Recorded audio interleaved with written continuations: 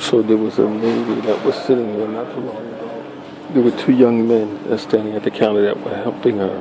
I think they were from Deutschland, from Germany or Switzerland. And what happened was nobody else reached to help her, but they went and they helped her.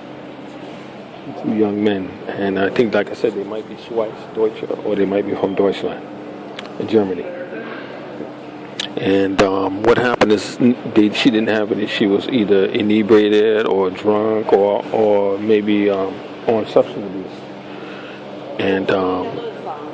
And they didn't know. Those two young men there walking, they didn't know who was her next point of kin, her contact. She might not have identification on her. Because she was saying, I need to call my father. The lady walking in, she said, I need to call my father. But they said, do you know your father's number? She said, no, I lost my mobile phone. I don't have the number. So the system, this young man doing the cleaning, he's Slavic ancestry. You don't really see the local people doing the work. You'll never see that. So what I'm trying to do, let's see the man like he's rubbing his solar plex. Look like that. It's something to do with superstition and bad luck. It's something I've observed in the last 5 to 10 years. 10, 15 years ago, you didn't see people doing that. You did? No. I noticed the difference. I saw it in the last 10 years or less. So the ignorance, in addition to an increase in technology and ignorance. So the thing is that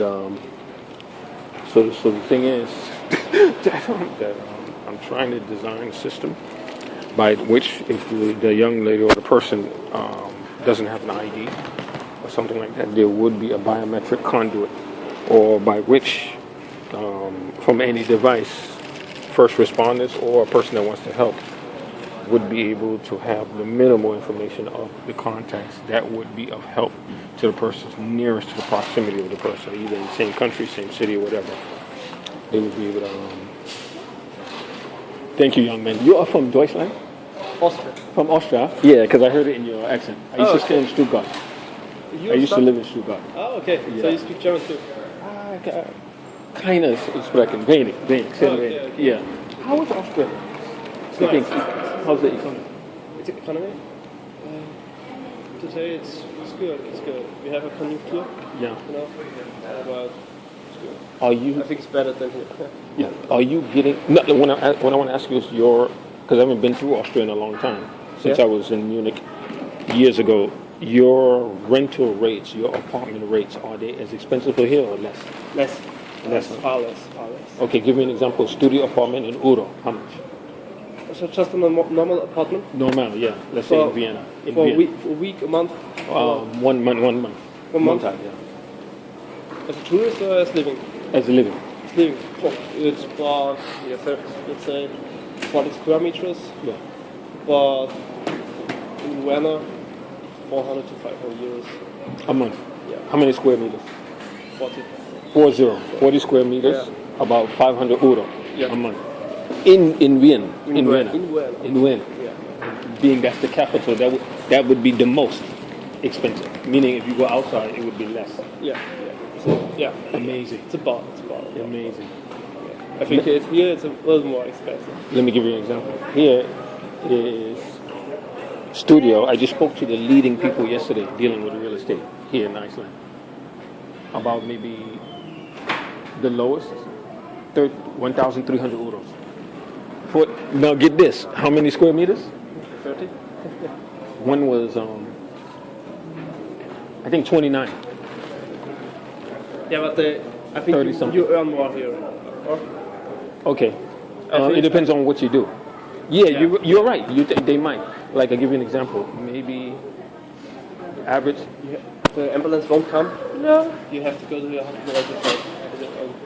Like the Landspital. Landspital is right there. But she might not be in a condition to walk over there. It's right there. It's like 5 minutes walking. You said you know where she's a Yeah, substance abuse. So I think she knows. She knows, yeah. The thing is, here for 20-something or 30-something square meters, they're charging 1,300, 1,500 euro a month. The deposit to move in is at least 3 months. deposit in addition to the first month rent. But they earn about 300 and something thousand krona, which is something like 3,000 euros a month, Yeah, yeah. 3,500 In Austria, the average you earn about 1,400 euros. euros. Yeah. That's the average in Austria? Yeah. Netto, so without Net. taxes. Without, you mean after tax? Yeah, Oh, yeah. After taxes, you get about 1,400, 1,000. here, Depends on what you do. here after tax, even this young man here, for his work, I think, I don't know. I don't want to get into that. It depends if he's from here or if he's from imported. It depends. But I think after tax, they get about 2,000 something. Yeah. So, But but the- all the Scandinavian states and Iceland are expensive states. even, you've been to Norway? Not yet, but I know. You are, I know, yeah. I know friends. You know people there, yeah. Yeah. But the thing is, also in Iceland, they hit them with the rental. They hit them with the food. Food also is very expensive. Yeah. Extremely expensive. So I don't know how they're doing it, but I was interested because in Austria you have an old culture. You have an old culture, you have a lot of history, and you have a lot of new technological industries Yeah. going on there. Say so, yeah. Last question I want to ask you, because I'm originally from California. I'm born in New York, but I'm from Okay, so you're California. from California, you live in Stuttgart? Yeah, I just been through that, What are yeah. you doing in Iceland? Well, somebody's offered me work. Yeah. Oh, okay. Yeah, but I'm considering I might not be able to stay, so we'll see. But what I want to ask you is, do you have the same gripe in Austria, like the pains of Europe with all this immigration? Are you seeing a lot of that going on in Austria? Do you mean the Immigration, political? yeah, migrants coming in, a lot of immigration. Yeah, there is, but do you not want to know the how should I say, how it really is, or how the people see it? How do people see it? The people, many are against it. Complaining, right? Yeah, complaining. Right wing is Got it. It's rising up. Yeah. rising up, Yeah. and yeah, immigration gets higher and higher every year. Because even in Greece, a lot of the Afghani immigrants, some of them look like Europeans. They're afraid to go in the streets from getting beat up. Okay. You know, in Greece. But it's not that. It's not like that in No. Austria. I know. Yeah, yeah. But yeah, the right wing party is getting more people. Now, how is it really? Yeah. How is it really? It's not that easy to say because last 2 years when it came, maybe you know. Yeah, I know about that. When Germany opened it. Yeah. But it's not that bad. It's not that bad. You have to spend a lot, Yeah. so to give them food, but you have a stable country with a good. Tell me this. Would it be easy, or how difficult it is for Austrians as well as those immigrants to find jobs, to find work? It's hard. It's hard, right? That's what I'm hearing. Yeah, because I've already analyzed the rest of Europe, and I know it's difficult. I know it's very hard. So that's why But I'm if you actually know, considering. it's hard for them because they often they say they get an asylum status. Yes. Asylum. Asylum. And there you don't get a job. But if you just not. Thank you. You say if you get asylum status, there you cannot get work. You're exactly right. But if you are non-migrant, Yeah. it doesn't look that bad. No, it's not. If you remain normal. Even a friend of mine who's a friend of Edward Snowden told me you should never take asylum status. It's one of the worst things you could do. Yeah, but it's the easiest way to get in for a long time. But you're not free because you're depending on the check. That's right. Thank you.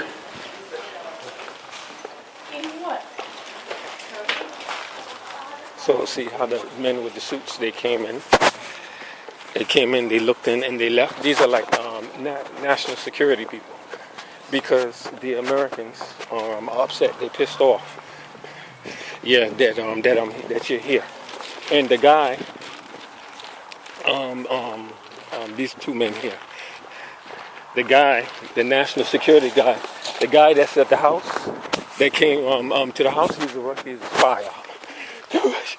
The Russian guy, the Russian dude, yeah, he's a spy, man. And what it is, he sent to the house to observe.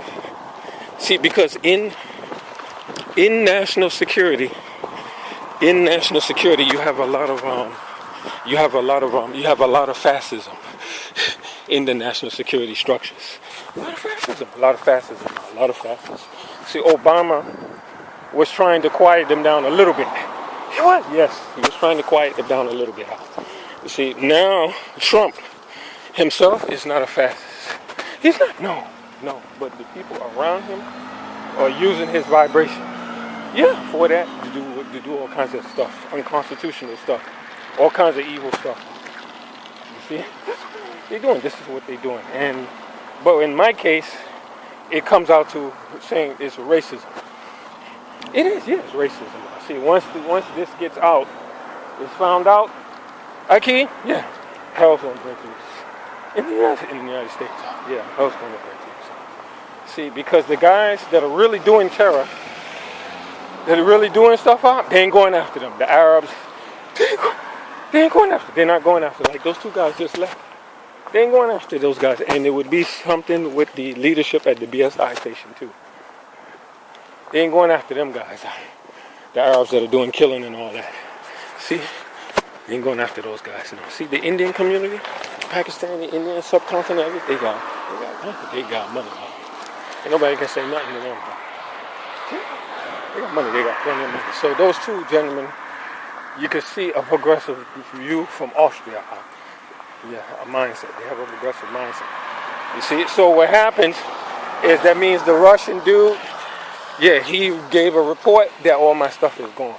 It's out of the room. He took all his stuff out the room and left. Yeah, he reported he was observing because he wants to be. I don't want you around me, man. I'm not so fucking terrorist. Yeah, I'm fucking around me. I don't want you fucking around me, man. You know, I go get those fucking, you know what they call them, Arabs. Ignorant people call them Arabs. Yeah, go for the fucking Arab, man. Get them, man. You should look at them. You don't find black people doing terror, doing attacks on people. Blacks don't do that. Don't do that. They don't do that kind of stuff. They tell you go fuck yourself. Go fuck yourself. Fuck yourself. Fuck your own mother. Fuck out my face. They tell you, yeah. They tell you. But other than that, sneaking up on you and attacking you, they ain't gonna do that. So that's why I'm telling you, this operation is a racist. It's a racist operation. It's a racist operation. Very racist operation because, you know, they treat you as a nigger. Because why? You wouldn't take some instructions from one of their women to be the boss. Fuck you, man. Fuck you. Yeah, you wouldn't take their orders to live up under one of their women. Crappy pussy anyway. Yeah, bullshit. You know, and shitty food and all of that. Yeah, and take up there, put up with their shit. You understand? You understand what I'm saying? Man, you ain't putting up with that shit, man. Take the food, throw that shit in the garbage. So, this is why I'm telling you, what I'm standing up for is the freedom for my ethnic group, man. I don't have nothing to do with you. You don't have nothing to do with me. You leave me alone.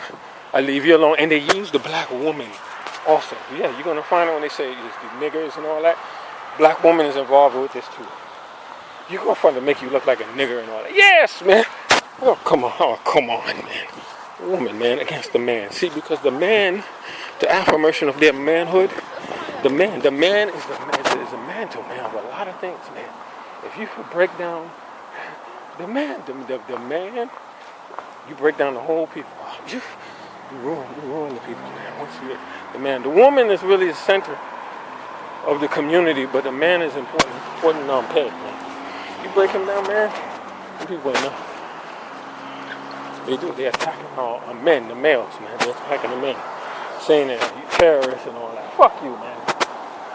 Fuck you, man. You know, it's bullshit. Absolute bullshit. It's racist bullshit, man. And by extension, what it really is fascism, man. Yes, fascism. Sending people to the house. See the van? Look at this. Look at the van. See the second one? Strito. That's the local van. That's the rainbow.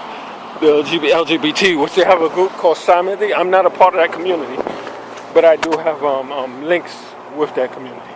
I have links with them. I have good rapport with them. even though I'm not a part of the gay community. No, but I have a rapport with them. So that's how much power they got, man. But the cause of racial justice is partly a sellout of our own ethnic group. Yeah, our own blacks. I saw some blacks that came in. There's one Hispanic. Look at all those private jets over there, man. Big ones, man. At least 4 or 5 of them. There was one black guy, tall, dark complexion, black guy. But I could feel that he was not of me. Like the fictional Star Trek of old Gene Roddenberry, 1960s. You are not of the body. He's not of us. You can feel it. You feel it. He wouldn't care nothing about it. Yeah, even though his skin was dark. Yeah. I felt that real strong from him. Yeah, he's a traitor, man. But I don't mean it in the fastest sense, traitor to your people. Everybody is our people. Yeah, everybody is our people. But I'm talking about the cause of our dignity, man, our respect among the people of nations. How dare they sell you out, man? Sell you out, yeah, they sell you out, man. A whole lot of blacks are like that. A whole lot of them are like that, man. Yeah. It's scary, man. It's scary. You gotta be real careful of which Afro-American you dealing with. You gotta really be careful of them. They're very, very dangerous. Yeah, very, very dangerous. So this particular one couldn't care less about me, and he was with another one who looked like he was Hispanic, and then another woman that looked like she was Caucasian. She was blonde hair. It was 3 of them. It was 3 of them. And it was an unusual motley pairing. A motley trio, huh? That didn't match. That didn't fucking match, huh? Nope. Black guy, yeah. A Hispanic looking man, and 1 blonde hair woman, huh? 3 traveling together and looking to stand around me and stuff like that. Yeah, it sure didn't match, huh? That trio. That's traveling companion. Sure wouldn't. Unusual. Some of these people are CIA, State Department. Yeah, U.S. Embassy people. Fuck them, man. Fuck them. Yeah, screw them. See, because they want you to go in there, and what they want you to do, is to hand in that passport. See, once I hand it in, my U.S. citizenry, my nationality, you'll never get another passport. I don't care, and I don't like them. They're racist. They're racist, man. See this here? This is a DA-20. No, this is a DA-40. DA-40. And, the thing is that, I don't want to answer to these people no more. No, I don't want to answer to them. I know the chief pilot very well. Not well, but good rapport with him. I want to answer to these people. I want these people telling me what to do for the rest of my life. I don't, dictating my relationships, who you can be with, and who you can't be with, and all that kind of shit. Disgusting, extremely racist. Canada is connected with it. Canada, the government of Canada, they're also connected. Yep, Canadian government is with it to keep, because you inseminated, pregnant a Canadian woman, and I didn't stay with the woman, and then allegations in order to strengthen, quite possibly, this is a supposition of mine, to strengthen her bid to hold on to my son, to have exclusivity in custody, if there were any potentiality of me fighting back for it, laid Islamic extremist claims, transnational Islamic or extremism. It's true, it's a lie. It's not true. Yeah. So what it is, what they're trying to do is to forego me, to prevent me from having legal counsel out. And what they have done here is they have co-opted with their famed attorney here, Ragnar Edelsteinson, who is of a firm called Rettur. It is pronounced Rettur, RETTURI.IS.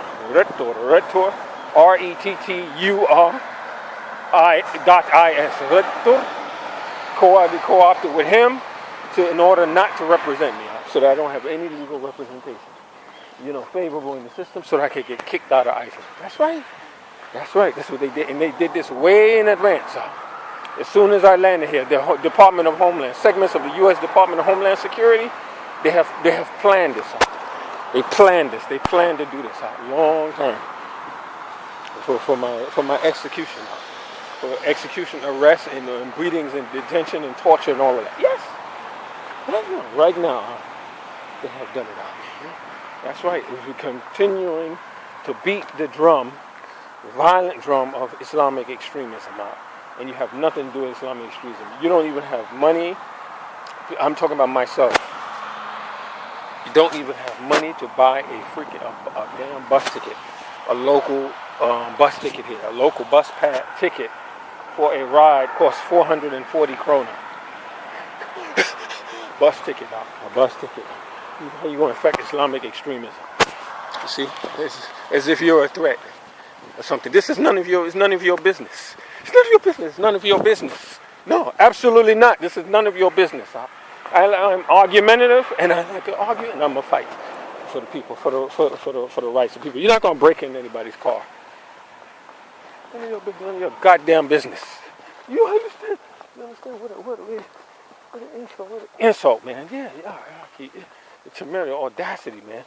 Once you should take umbrage at these things, man.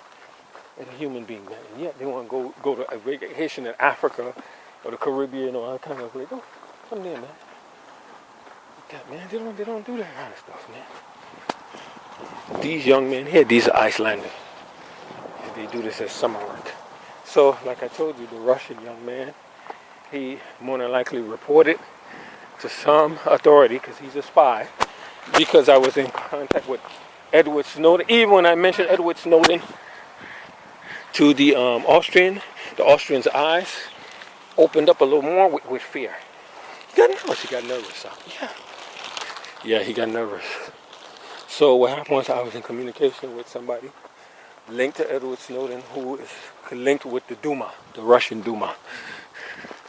You know, the Russian Duma, and which is equivalent of their parliament, because I was trying to get to him. I'm trying to get to him so that he could look into what's going on with me, what's happening with me. He's one of the few people that can do it, that has the authority to do it. Yeah, he can look in and he can see what's going on in real time with threat assessments and all that. They're trying to continuously say, yes, that I'm a threat to any country's national security, which is not true.